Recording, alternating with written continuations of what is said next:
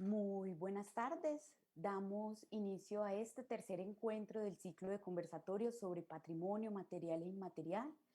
Esta programación de actividades virtuales que estamos realizando dentro del marco del proyecto de memoria histórica cultural del municipio de San Roque, organizado por Banasta y Gramalote. Como les veníamos contando, este ciclo de conversatorios incluye 4 sesiones. Hoy estamos en la tercera sesión en la que las expertas que nos acompañan nos comparten desde diferentes enfoques el significado que tienen las prácticas culturales para el desarrollo del proyecto Gramalote y la importancia de estos espacios de transferencia de conocimiento para la apropiación y la valoración de la cultura como mediación del desarrollo territorial. Hoy nos acompaña Claudia Silva, quien abordará el tema sobre el patrimonio industrial, al cual los queremos invitar que en el chat nos vayan generando preguntas, comentarios para al finalizar poder abordarlos y generar un diálogo con Claudia. Claudia es ingeniera metalúrgica, magíster en ingeniería con experiencia en la ciencia de los materiales en las artes visuales. Se ha desempeñado como docente, investigadora, gestora, asesora, productora y conservadora, haciendo converger estos disímiles conocimientos en el tratamiento de la materia. También es fundadora y directora ejecutiva de la corporación Arte más Ingeniería. Claudia, bienvenida.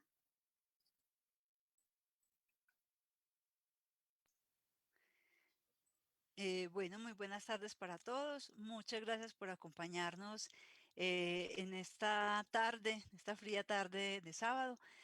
Vamos a hablar entonces un poco de lo que es el patrimonio industrial.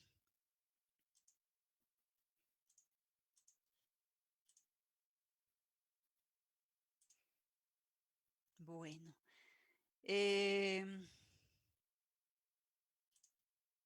listo. Bueno, el concepto de patrimonio industrial realmente es un concepto que es muy nuevo. Siempre estamos, digamos, más acostumbrados a hablar de patrimonio cultural, del patrimonio artístico, y de otros tipos de patrimonio. Sin embargo, el patrimonio industrial es muy importante y digamos, el objetivo de esta conversación, hablar un poco de algunos conceptos fundamentales para comprender entonces de qué se trata, así como también ver algunos ejemplos de aplicaciones y finalmente compartirles un poco del proceso que estamos haciendo con Gramalote para el inventario y la valoración de la colección del patrimonio industrial minero y metalúrgico de San Roque. Bueno, ¿qué es el patrimonio industrial? ¿Qué se nos ocurre cuando pensamos en el patrimonio industrial? Quisiera entonces que en la medida en que yo vaya pues, contándoles y compartiendo un poco de los diferentes conceptos que abarcan este gran tema, ustedes nos vayan contando un poco en el chat sobre qué elementos del patrimonio industrial tienen cerca. Es decir, van a empezar a identificarlos en sus casas, en sus familias, tal vez en la casa de los abuelos, en el barrio o en la ciudad o incluso patrimonios que ya han desaparecido. Entonces, los invito a que nos vayan compartiendo un poco de esto para que al final, pues entonces los conversemos un poco alrededor. El patrimonio industrial, como les decía, es un patrimonio que es un concepto que es relativamente reciente. Podría decirse que empezó más o menos en 1953, justamente en Inglaterra, donde se da todo el proceso de la revolución industrial, proceso que es muy importante porque se dan unos cambios en las formas de producción para empezar a producir a gran escala todos los elementos de la manufactura a través de todos los procesos, digamos, de la economía, también de los métodos de trabajo, pero también a partir del desarrollo del acero, con el cual se pueden generar una cantidad de máquinas y herramientas con las cuales se empieza a hacer el reemplazo de la mano de obra por las máquinas y entonces se da este gran impacto que ocurre en tan corto tiempo y que genera tantas cosas que se puede considerar una revolución y que los historiadores la han equiparado incluso a lo que sucedió en el Neolítico con el descubrimiento del fuego y también, o digamos, el manejo del fuego, y también con lo que pasó en la Edad de Bronce cuando empezamos a hablar de la era de los metales. Em, a partir entonces de estas inquietudes que tienen en Inglaterra principalmente, porque por esta época entonces ya es necesario empezar a hacer una reconversión tecnológica, y entonces empiezan esta inquietud por qué hacer entonces con toda esta maquinaria y todas estas industrias que se tienen. Entonces empiezan a preguntarse en qué hacer con ello y empiezan a generar diferentes comités para empezar a pensar cómo entonces salvarlo, conservarlo, cuidarlo y sobre todo difundirlo y darlo a conocer, reconociendo que ese patrimonio industrial hace parte de la identidad de estas comunidades. Se crea entonces el Comité Internacional para la Conservación del Patrimonio Industrial y este comité empieza a trabajar y realizan un congreso en el 2003 donde sale una carta, que es una carta sobre el patrimonio industrial, que ya empieza a dar unas directrices generales para el cuidado del patrimonio industrial a nivel mundial. La definición entonces que ellos tienen de patrimonio industrial dice que se compone de los restos de la cultura industrial, que poseen un valor histórico, tecnológico, social, arquitectónico o científico. Estos restos consisten en edificios y maquinaria, talleres, molinos y fábricas, minas y sitios para procesar y refinar almacenes y depósitos, lugares donde se genera, se transmite y se usa energía, medios de transporte y toda su infraestructura, así como los sitios donde se desarrollan las actividades sociales relacionadas con la industria, tales como la vivienda, el culto religioso o la educación. Un ejemplo de esto lo tenemos entonces en la conservación de las estaciones del ferrocarril. Allí tendríamos un ejemplo del patrimonio material industrial, pero inmueble, ¿cierto? Pero también tenemos la conservación de algunas de las locomotoras que serían patrimonio industrial mueble, y también pues tenemos en diferentes municipios la conservación de algunas de estas estaciones. Otro elemento importante de este patrimonio industrial, entonces también van a ser las máquinas y los equipos y todo lo que hay al interior de estas industrias. Sin embargo, a este definición se le hacen algunas críticas y una de ellas es que está basada en la Carta del Restauro, que es una carta donde están, digamos, las directrices de la conservación del patrimonio arquitectónico, artístico y monumental. Entonces hay unas diferencias importantes en estas conservaciones, ya que, por ejemplo, conservar una obra de arte es muy diferente, empezando porque una obra de arte, por ejemplo, se sale del taller del artista y la idea es conservarla en la misma forma en que está, mientras que en las máquinas, cuando se instalan, pues ya se empieza un proceso de deterioro que es normal y también de obsolescencia. Entonces, muchas veces se hacen ajustes tecnológicos para mejorarlos y se repotencian estas maquinarias, de manera que esa repotenciación también hace parte entonces de ese patrimonio industrial y ese aprovechamiento de esos elementos. Otra de las críticas que se le hace a esto es que no es muy claro en cuanto a la conservación de los objetos, a los bienes durables, es decir, por ejemplo, los vehículos o los electrodomésticos que se hacen justamente en estas industrias. Otro concepto muy importante es el de la arqueología industrial. La arqueología industrial es justamente la manera en que los ingleses empiezan a decir, no, hay que ir al patrimonio con el mismo rigor que se ha hecho en las arqueologías prehistóricas y en otro tipo, con todo el rigor de investigación que tiene. Entonces, el primer concepto de arqueología industrial se refiere principalmente al método de investigación, no solamente de esas evidencias materiales o de esas máquinas, sino también de todos los documentos, artefactos, estratigrafías, estructuras, asentamientos humanos, terrenos naturales y urbanos creados por procesos industriales o para ellos. Y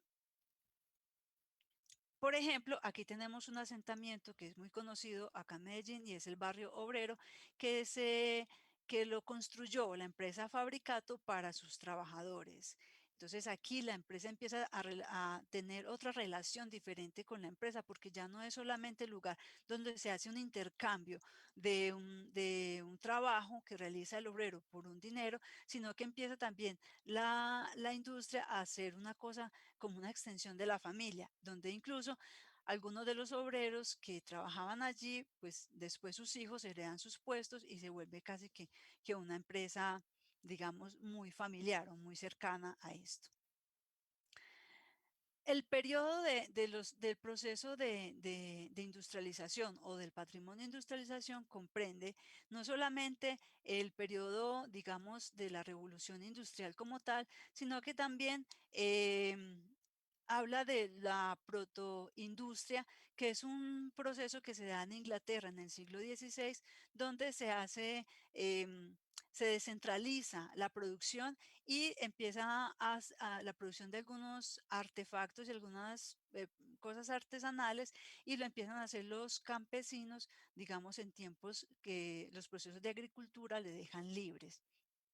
Después vienen los procesos preindustriales, que son justamente antes de la industrialización, y todo el proceso de la industrialización que empieza a mediados del siglo XVIII y viene hasta nuestros días. Aunque aquí hay una cosa que es muy importante, y es que después de este proceso industrial hay un proceso postindustrial, que es justamente este en el que estamos, donde hay un proceso de desindustrialización. Acá en Colombia pues lo hemos visto muy bien. em, en Colombia, entonces, tenemos un proceso o un momento que es preindustrial, o que incluso se ha hablado que es como la primera etapa de la industrialización antioqueña, que está relacionado con toda la explotación minera y el auge de café. Y hay una segunda etapa donde empieza todo el auge textil.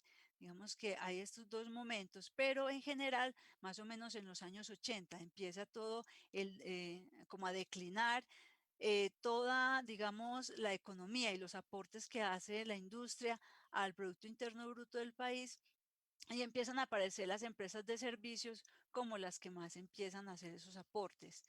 Y se habla también entonces de que esa mirada del patrimonio industrial se hace desde ahora, desde este proceso de su industrialización por el que estamos pasando, que no es un fenómeno solamente colombiano, sino que es un fenómeno pues que se da a nivel mundial. Otro concepto muy importante es el paisaje industrial. Porque si bien ya hemos visto varios elementos, entonces, digamos, una mirada mucho más amplia va a incluir no solamente las instalaciones de elaboración o de producción, donde se hace un artefacto o donde se hace un proceso específico, sino también las fuentes de las materias primas. Por ejemplo, acá en estos restos de las chimeneas de las plantas de plata y oro en el sector Sitio Viejo de Titiribí, Antioquia, que Titiribí fue una capital minera pues impresionante, más o menos a finales del siglo XIX, principios del XX. Habían dos sitios donde se hacía la fundición del oro, pero había uno de ellos que estaba cerca de las minas de carbón, y era este sitio viejo. Entonces, digamos que esas otras fuentes de materias primas que están cercas a esa instalación también se deben considerar allí. Las fuentes de energía, que en Antioquia, por ejemplo, es muy común que fuera en esos momentos el agua, pues dada la riqueza hídrica que tenemos, entonces habían muchos equipos que fueron movidos con las ruedas Pelton. También los servicios, por ejemplo, hay hoteles que son característicos y que están relacionados con este tipo de, de, de lugares pues de patrimonio. Y también todo el tema de transportes, porque si bien en algunos momentos fueron vagones del ferrocarril donde se hizo, por ejemplo, el transporte del carbón, pues también fue evolucionando y apareciendo otros tipos de transporte, incluso para los movimientos internos, así como para llevar los productos hacia afuera. Como vemos entonces, el patrimonio industrial está relacionado con muchos aspectos. Y aquí, por ejemplo, Vamos a hacer como una ubicación de la importancia de ese patrimonio industrial. Como acabamos de ver las chimeneas, pues esas chimeneas pertenecen a la mina El Zancudo. Esa mina fue una mina de una producción pues altísima, impresionante, y el dueño de esa mina tenía una hija que se llamaba Lorencita Uribe, pero como las mujeres no podían en ese momento histórico manejar, digamos, la riqueza, entonces se casa con el señor Carlos Coriolano Amador, quien lo que hace inmediatamente es que trae unos ingenieros de Alemania y hacen unos procesos y unas optimizaciones de los procesos y unas innovaciones muy importantes. Una de ellas, por ejemplo, es que en el yacimiento que aquí se tenía de oro también había mucha plata, pero la plata se perdía por los procesos que tenían. Entonces, con estos ingenieros alemanes empieza a haber una recuperación también de la plata y pues total que don Carlos se vuelve el hombre más rico, y es tan rico que empieza entonces a traer un montón de cosas al país que son muy novedosas. Pero entonces miren cómo todo este patrimonio industrial que se va desarrollando en Titiribí empieza a tener un impacto muy fuerte en Medellín. Don Carlos Coloriano hizo muchas cosas, la plaza de mercado. Hay una historia, por ejemplo, muy importante cuando uno va al Museo Cementerio San Pedro, donde están los mausoleos de los personajes ricos de esta época, y es el mausoleo de José María Amador, quien era hijo de don Carlos. Em, Don Carlos tuvo 6 hijas y el único hijo que tuvo, pues se casó, y cuando regresó de su luna de miel se enfermó y murió. Cuando uno va al cementerio, entonces le cuentan a uno toda la historia y digamos todo ese perfil humano de don Carlos Coloriano. Pero también dentro de las cosas que él hizo muy importante fue que trajo el primer vehículo a Colombia. Eh, pero como no había en ese momento, no habían aquí oficios como el mecánico, el chofer, tampoco estaban las calles asfaltadas ni nada de estas cosas, no había producción de gasolina, entonces traen todos estos elementos para poder montar en el carro acá. Finalmente el carro se desarma, se desbarata, se pierde y por fortuna acá en Antioquia se desarrolla o se instaura el Museo del Transporte, y esta institución entonces hace todas las gestiones y hace pocos años compraron entonces un carro igual al que trajo don Carlos Coloriano. A partir de esta traída, imagínense en todo lo que se genera a partir de esta acción, toda la industria automotriz, después vienen también todas las ensambladoras, pues mucho tiempo después, las ensambladoras y todo el impacto que tienen las ensambladoras en el sector metalúrgico y metalmecánico.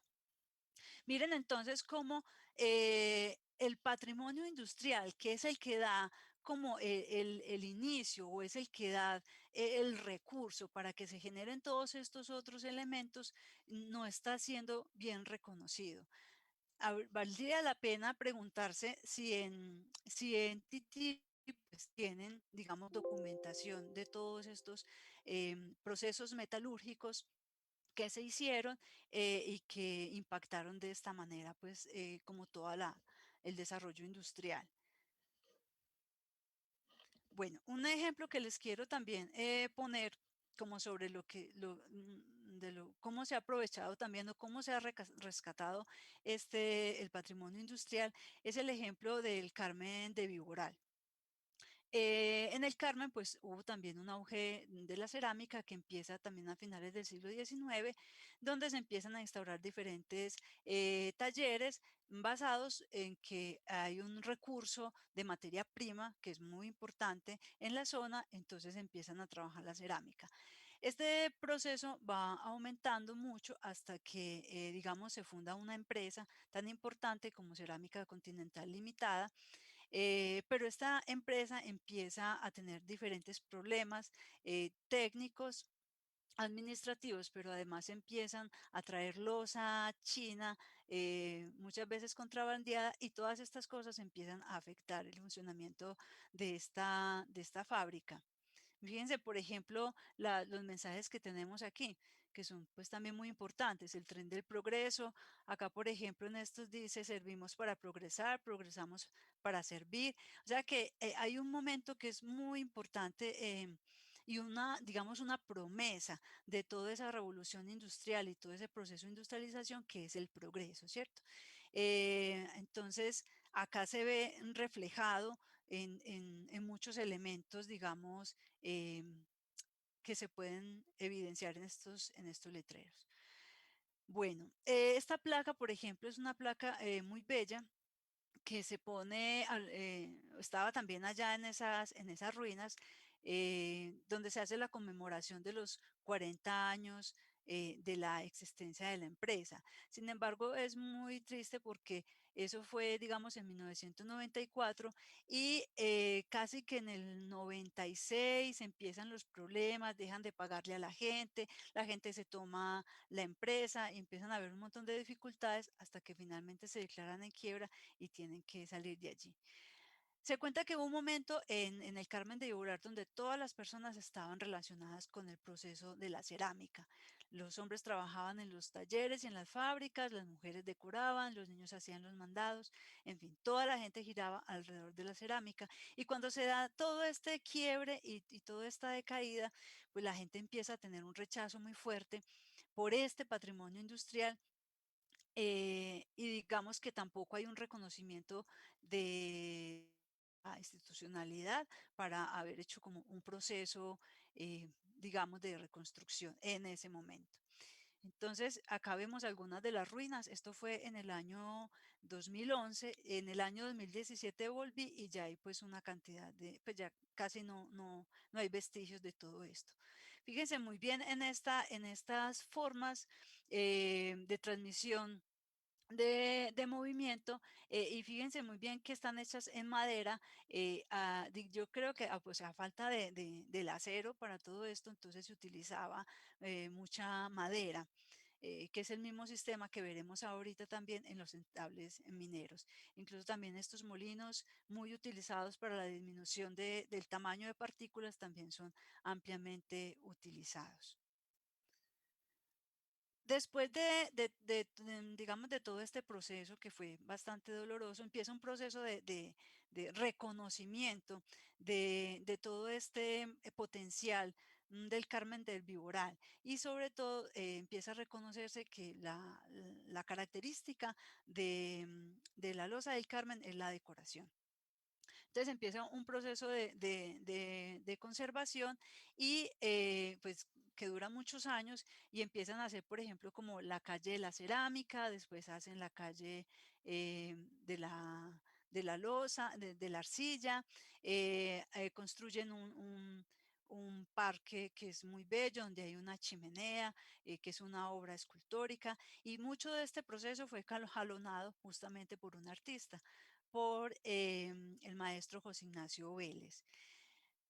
Luego logran una denominación de origen protegida, es decir, que la decoración como tal tendrá validez patrimonial siempre y cuando sea producida en el Carmen de Viboral. Y también ocurren otras cosas, como por ejemplo que se abre una tecnología en artesanías en la Universidad de Antioquia, en la seccional de allá del Carmen, donde se hace la tecnología en cerámica. De esta manera, entonces, los jóvenes vuelven otra vez a encontrarse con la cerámica, algunos de ellos han seguido con la cerámica tradicional, digamos con la decoración, sin embargo otros empiezan a encontrar unas maneras nuevas de decoración, de diseño, de objetos, de cosas. Se instauran nuevas empresas ya, digamos, no con en los niveles que tenía la Continental, con esa ambición industrial y de grandes producciones, pero sí son talleres y empresas donde se tienen los procesos muy bien estandarizados, muy bien desarrollados, ya con mejores materias primas y con el acompañamiento también, digamos, de diferentes universidades y diferentes instituciones.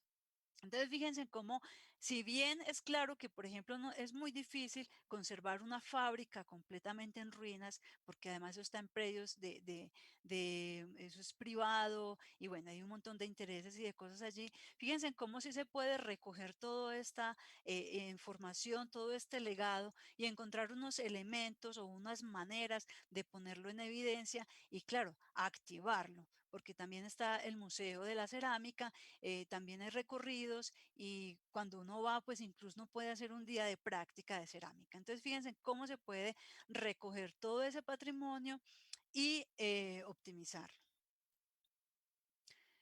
Bueno, vamos entonces a hablar de la protección. La protección entonces del patrimonio, fíjense entonces que hemos hablado de la, mm, de la parte arqueológica como la parte de la investigación y la parte patrimonial como la parte de la protección de todos esos hallazgos. En la Carta sobre el Patrimonio Industrial también se habla de la importancia de la catalogación, el registro y la investigación para que este patrimonio sea vivo y sea aportante. Y la Ley 1185 del 2003 del Ministerio de Cultura, pues nos habla de que ya no se privilegia tanto la restauración de un objeto como tal, sino la formulación de planes especiales de manejo, es decir, donde se pueda hacer una proyección a largo plazo para que las intervenciones que se hagan sean programadas y sean sostenibles en el tiempo, pero también para que se pueda valorar, gestionar, divulgar y sobre todo la comunidad pueda hacer una buena apropiación eh, de todo este patrimonio. Bueno, la primera parte entonces con la que uno empieza todo este proceso es el manual para inventario de bienes culturales, y en este caso seguimos entonces el de bienes culturales muebles. Este inventario, pues entonces nos dice que frente a una colección que tenga unos antecedentes importantes, que tengan un impacto y que sean simbólicos para la comunidad y que la comunidad los reconozca también como importantes para su identidad, entonces hay que hacerles un proceso. Entonces, hay que recogerlos y empezar un proceso con los criterios de valoración. Es muy importante resaltar que el manual de inventarios del ministerio no es como una lista de objetos y ya, sino que es una lista de objetos, pero que tiene unos criterios de valoración. Y esos criterios de valoración entonces son, por ejemplo, la constitución del bien, es decir, de qué están hechos esos elementos, la forma, porque por ejemplo en el caso de los motores es muy claro, uno ve un motor antiguo de 1930 o 40 y uno inmediatamente identifica que las formas que tiene pertenecen a esas épocas. Está también la antigüedad, el estado de conservación, y aquí hay otra cosa importante, y es que el estado de conservación de los bienes patrimoniales está relacionado con su funcionalidad. Es decir, aún son funcionales eh, o no, así no se vayan pues a poner en un sistema de producción, pero aunque sea para la demostración o para algunos pilotos o algunas actividades de educación, pues que sí esté funcionando, pues eso sería lo ideal, si no, pues el vestigio que se tenga y se hace su documentación. La autoría, en este caso hablaríamos de fabricantes, el contexto físico, geográfico, que tiene que ver con la región en la que se encuentra, en este caso, por ejemplo, sería San Roque, y también con el inmueble donde están esos patrimonios, que son, por ejemplo, los entables mineros. Y la relación sujeto-territorio, valor simbólico que está allí representada. Y entonces una vez que se hacen, se evalúan estos criterios de valoración, entonces también hay una jerarquización. Es decir, vamos a hacer un inventario y vamos a evaluar cuál es el estado de conservación que tiene. Entonces de esos vamos a detectar cuáles son los más deteriorados y vamos a establecer entonces un plan de acción con esos que necesitan intervenciones con más urgencia. Hay unas metodologías que son muy importantes para la realización del inventario, donde están como unos aspectos organizativos y de planeación, que tiene que ver como con toda la logística, porque pues esto es un asunto de mover elementos que a veces son pesados, difíciles de contener y todas estas cosas. Y después ya vienen las etapas del inventario, que tiene que ver con las fuentes de consulta, es decir, qué información hay previa, la delimitación, que es muy importante porque si no se puede volver una cosa infinita, o puede uno empezar a decir que todo elemento cabe ahí en la colección. Los talleres de capacitación y los procesos de divulgación como este que estamos haciendo, y la lista preliminar, que es como el gran resumen de toda esa información. Dentro de la clasificación del patrimonio, entonces nosotros estaríamos en lo utilitario, y de ahí entonces en los utensilios, instrumentos, herramientas de trabajo, equipos, en la indumentaria como la protección personal y algo de mobiliario. Bueno, entonces siguiendo con esta línea, vemos que eh, claro, San Roque tiene una tradición minera que es muy importante, y esta tradición minera pues es tanto que casi que el pueblo se funda a partir de las personas que iban a la zona a hacer estos procesos, y además ha tenido, digamos, como todas las formas de explotación que se han podido desarrollar pues hasta ahora, faltándole, digamos, esa parte como de la gran industria minera. Em, Acá vemos entonces algunos tipos de explotación o de manera de sacar el mineral de la tierra. em, y también otros como ya que utilizan otro tipo de elementos, como por ejemplo los socavones, donde ya hay que hacer detonaciones, hay que hacer perforaciones, utilizar rotomartillos, también tiene que haber un sistema de bombeo del agua que está al interior, muchas veces ahí tiene que entrar aire. Bueno, entonces ya se empiezan a necesitar otro montón de equipos que ya sí pertenecen como a un momento mucho más adelante en todo el proceso industrial. También se tienen estos procesos con retroexcavadora, que es una máquina pues completamente actual en la industria, y con todos los procesos de draga.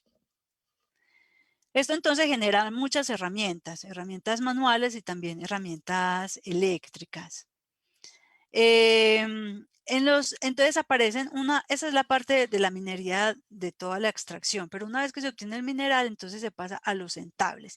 Y aquí viene el proceso metalúrgico.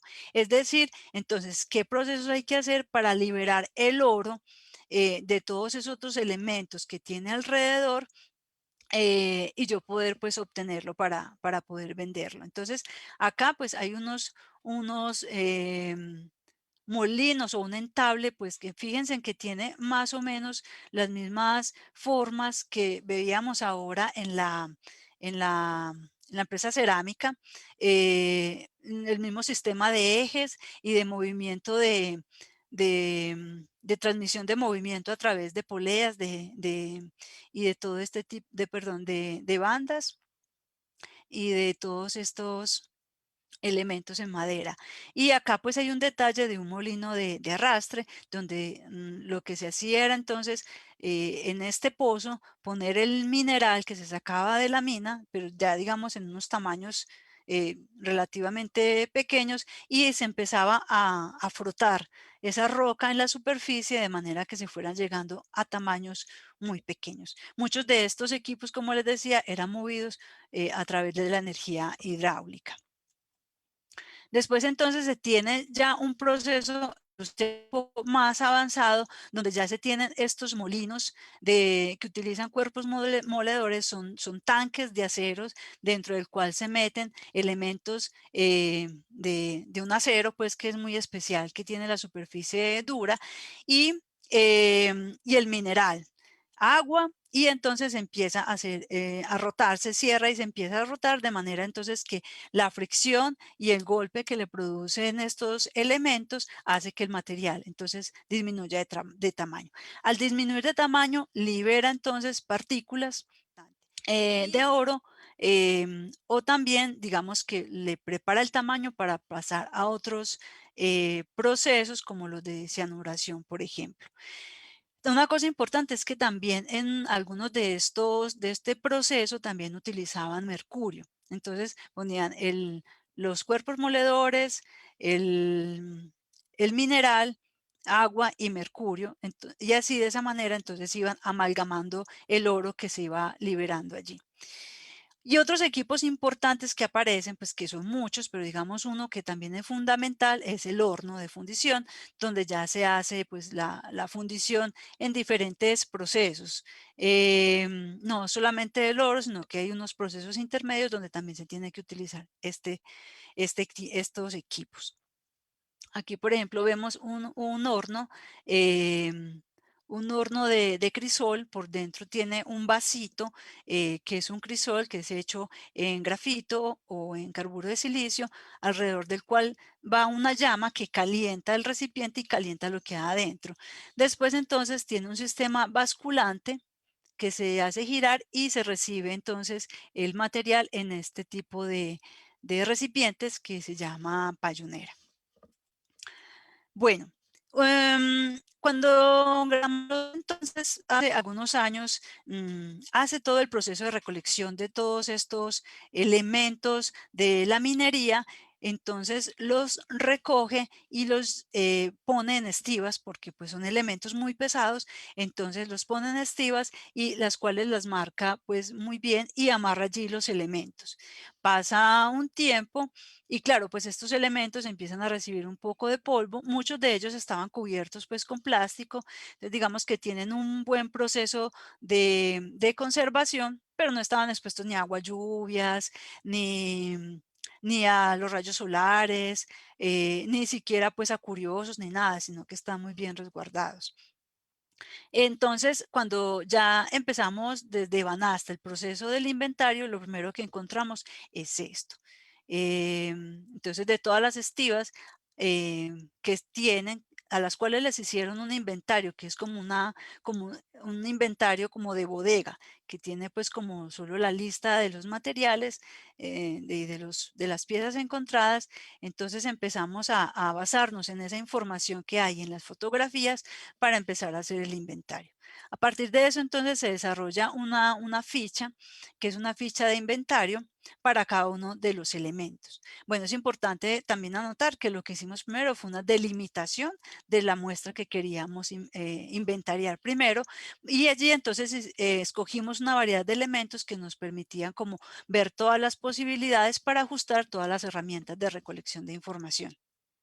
En esta ficha entonces tenemos unos encabezados muy importantes donde están pues los nombres tanto de la empresa encargada de la protección de este patrimonio en este momento, que es Gramalote, de la empresa que está haciendo toda la investigación, el nombre del proyecto, la ficha de inventario. Hay unos códigos que nos permiten entonces la identificación de la pieza. Y había un código que estaba en este inventario anterior, el cual quisimos conservar. Luego siguen entonces las fotos de identificación, que se pide que sean fotos de muy buena calidad, de alta resolución, donde se puedan apreciar todos los detalles de la pieza.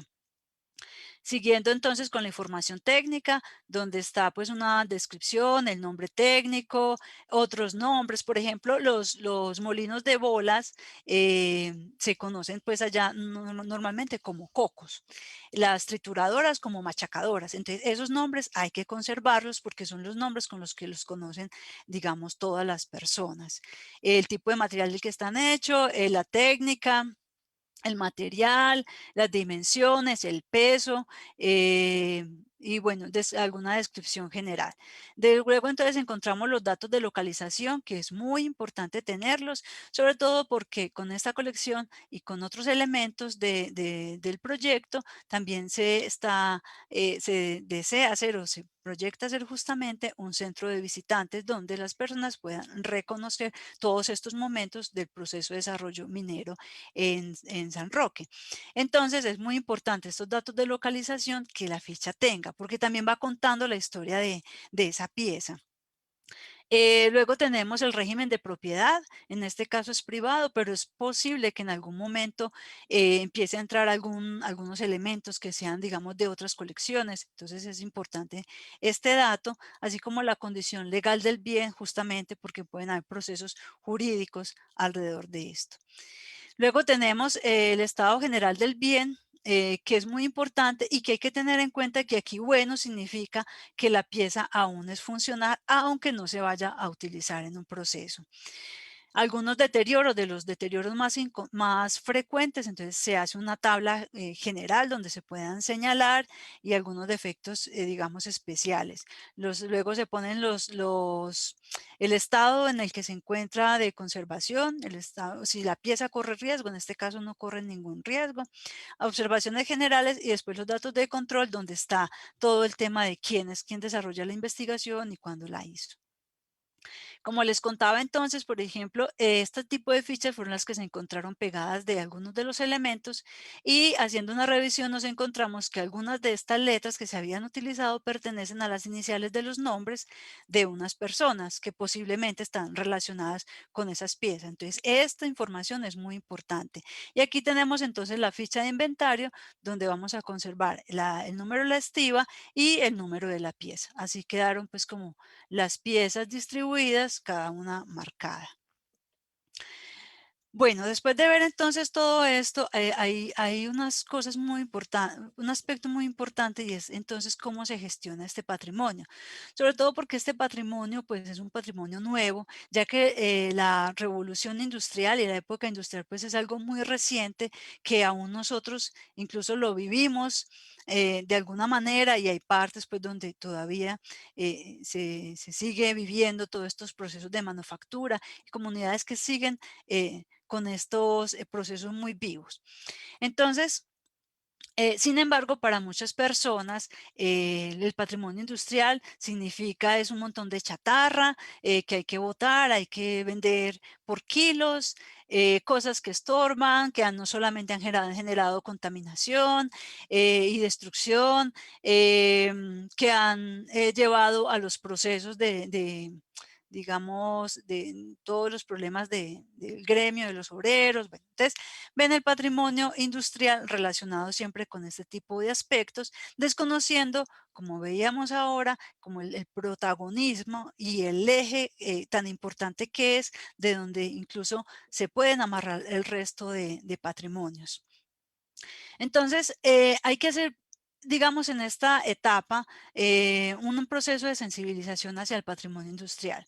Tenemos que entonces que hay personas sensibles al patrimonio industrial que están trabajando sobre su cuidado, su conservación.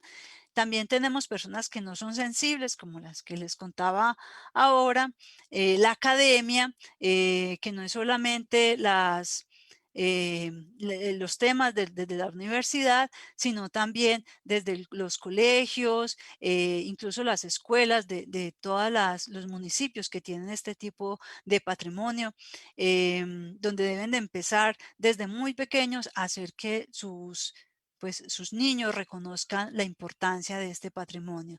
Y las autoridades, que en este caso, pues claro, que es el ministerio, pero también pues hasta la Secretaría de Cultura y la alcaldía y otras entidades, otros entes gubernamentales, que es muy importante que se sensibilicen.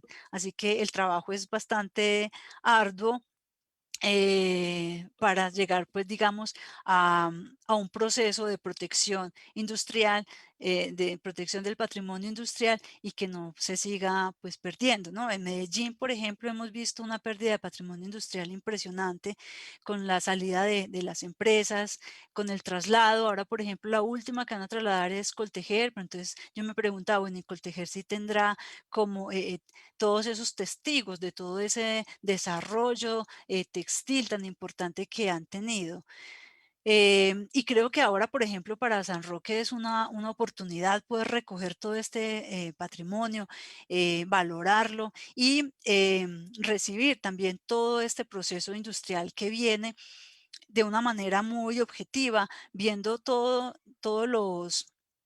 lo que se puede aprovechar allí. De hecho, por ejemplo, las personas que en este momento se han formalizado también ya han empezado a tener una transformación industrial que se debería estar documentando y que también debería estar entonces ya siendo parte de todo ese acervo industrial de este municipio. Bueno, ¿y cómo sensibilizar? Pues hay hay muchas formas, pero digamos que estas podrían ser, primero, una aproximación estética.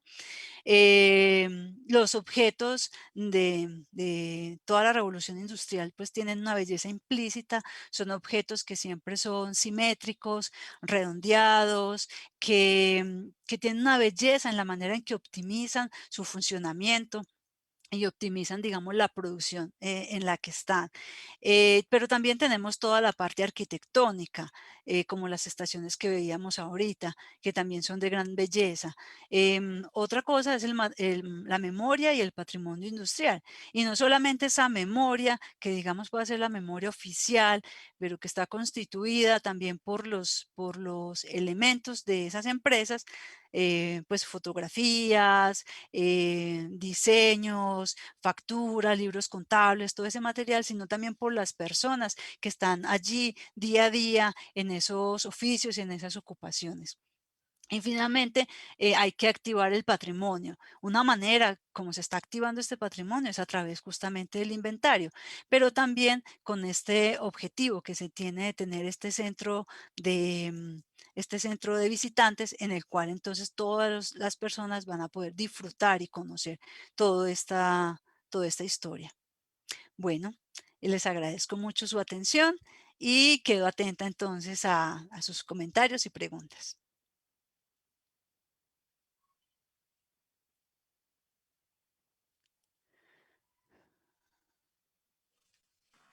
Muy bien. Permíteme un segundito, Claudia. Voy a activar por aquí mi video para que podamos vernos. Muy bien, sí, ahí nos estamos viendo de nuevo. Bueno, pues Claudia, muchísimas gracias por esta intervención. Yo creo que es importante resaltar la necesidad de conservar el patrimonio, reconocer lo que hace parte también de este material industrial y este patrimonio industrial, que a veces nos quedamos pensando o con el ideal de que únicamente son estas esculturas Ujú. o estas grandes arquitecturas. Y bueno, con esta ponencia logramos reconocer que también hay otros elementos que nos ayudan a reconocerlo, por ejemplo, todas esas equipos o elementos mineros que nos compartía. Bueno, por aquí tenemos un comentario de Cris que nos comparte, nos dice que cerca a su casa se encuentra la empresa IMUSA, que es una empresa que tiene ya más de medio siglo y que ella lo podría entonces reconocer ahora como parte de patrimonio industrial. Sí, Gracias, así Cris, es. por ese aporte.